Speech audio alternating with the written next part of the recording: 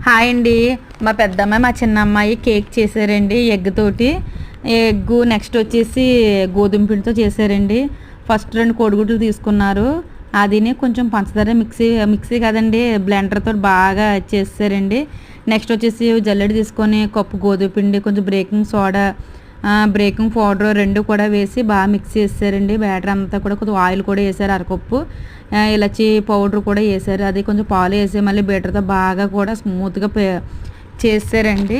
అది బాగా వచ్చిందండి. ఆ పేస్ట్ అయితే మట్టికి చూడండి అలా రావాలండి మనం కేక్ చేసుకోవాలంటేనే. ఎప్పుడు మనమే కాకుండా మన పిల్లలకు కూడా అప్పుడప్పుడు చెప్పడం మంచిదే కదండి. ఇది అక్క రెడీ చేసే లోపల ఆ చెల్లేమో కుక్కర్ పెట్టేసి కొంచెం హై కాకుండా మీడియం కాకుండా కుక్కర్ హీట్ చేసి మూత పెట్టి వచ్చేసిందండి. బెల్ట్ విజిల్ చేసింది. ఈ బ్యాటర్ అనేది కరెక్ట్గా రెడీ చేసింది మా పెద్దమ్మాయి.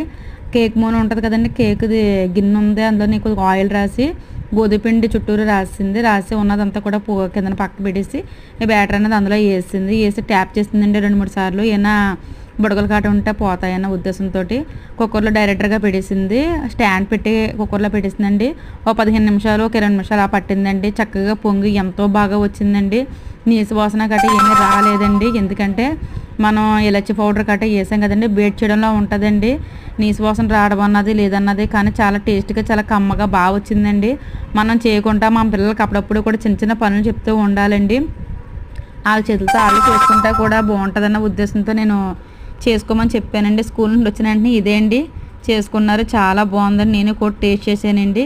చాలా అంటే చాలా టేస్టీగా వచ్చింది. లైక్ చేయండి, షేర్ చేయండి, సబ్స్క్రైబ్ చేయండి, చిన్న చిన్న కామెంట్స్ అన్నవి పెట్టండి. మీరు ఇలాగ ఎప్పుడైనా గోధుమ పిండితో తయారు చేసి ఉంటే నాకు కామెంట్ చేయండి. బాయ్ అండి.